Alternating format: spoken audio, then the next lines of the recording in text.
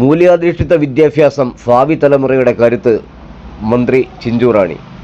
അനുഭവ കഥകൾ നമ്മുടെ സമൂഹത്തിൽ വന്നുകൊണ്ടിരിക്കുകയാണ്. അത് കഥകളല്ല, യാഥാർത്ഥ്യമാണ്.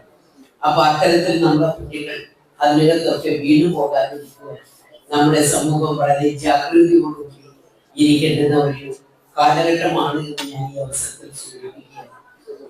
രക്ഷകർത്താക്കൾ വളരെ ശ്രദ്ധയോടുകൂടി നമ്മുടെ കുഞ്ഞുങ്ങളെ വളർത്തണം. സ്കൂളുകളിൽ പോകുമ്പോൾ കുഞ്ഞുങ്ങളുടെ മാനസികാവസ്ഥ എന്താണ്, അവർക്ക് സന്തോഷം തന്നെയാണോ, അവരുടെ മുഖഭാഗം കണ്ട് ശ്രദ്ധിച്ചാൽ തീർച്ചയായിട്ടും രക്ഷകർത്താക്കൾ നമ്മുടെ മാതാക്കൾക്ക് അല്ലെങ്കിൽ മാതാവിന് വളരെ പെട്ടെന്ന് നമുക്ക് കുഞ്ഞുങ്ങളുടെ ഈ മാനസിക സമ്മർദ്ദങ്ങൾ തിരിച്ചറിയുവാൻ സാധിക്കും. അങ്ങനെ തിരിച്ചറിഞ്ഞ് നമ്മുടെ കുഞ്ഞുങ്ങളുടെ വ്യത്യാസം മനസ്സിലാക്കിക്കൊണ്ട് അവർക്ക് എന്താണ് സംഭവിച്ചത് തിരിച്ചറിവുണ്ടാകാനുള്ള പ്രവർത്തനങ്ങളിലേക്ക് നമുക്ക് വരും കാലഘട്ടങ്ങളിൽ നമ്മുടെ അധ്യാപകർക്ക് വേണം, നമ്മുടെ രക്ഷകർത്താക്കൾ അതിനകത്ത് വേണം. അവരുടെ ഒരു ശ്രദ്ധ നല്ലതുപോലെ ഉണ്ടെങ്കിൽ നമ്മുടെ കോമ്പൗണ്ടിലേക്ക് ആരും ഒരു ലഹരി വസ്തു കൊണ്ടുവരും.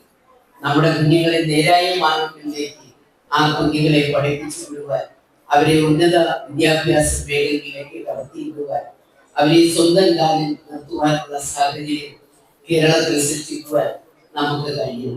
അങ്ങനെ കഴിയുമ്പോൾ മാത്രമേ വിദ്യാഭ്യാസം കേരളത്തിൽ എന്താണ്, അത് എത്രത്തോളം ഉയരത്തിൽ നമുക്ക് കൊണ്ടെത്തിക്കുവാൻ സാധിച്ചു എന്നുള്ളത് നമുക്ക് തിരിച്ചറിയുവാൻ സാധിക്കും.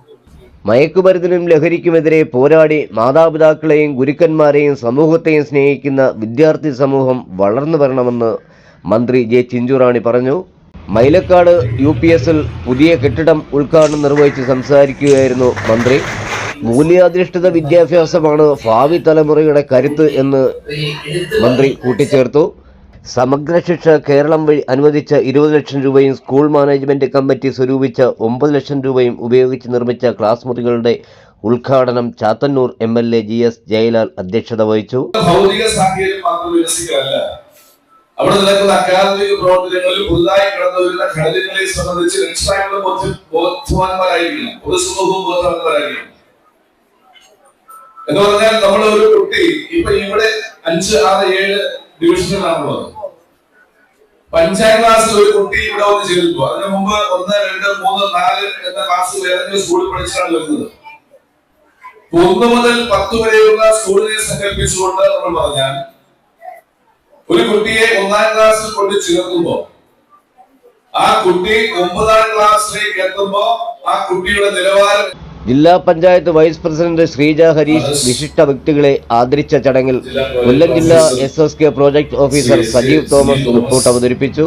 നിർമ്മാണ കമ്മിറ്റി ചെയർമാനും ഗ്രാമപഞ്ചായത്ത് അംഗവുമായ പ്ലാക്കാട് ടിങ്കു, ആദിച്ചനല്ലൂർ ഗ്രാമപഞ്ചായത്ത് പ്രസിഡന്റ് രേഖ S ചന്ദ്രൻ, ഗ്രാമപഞ്ചായത്ത് അംഗങ്ങളായ G രാജു, AS രഞ്ജിത്ത്, ഷീല ബിനു, ജില്ലാ project coordinator Sabeena S, project engineer Indu M Pillai, block coordinator Saji Rani, SMC chairman Sunil Dreams, മാതൃസമിതി convener Shemi Najeeb, staff secretary Jyothi Lakshmi എന്നിവർ സംസാരിച്ചു. ഹെഡ്മാസ്റ്റർ GS ആദർശ് നന്ദി പറഞ്ഞു. ന്യൂസ് കേരളം 24.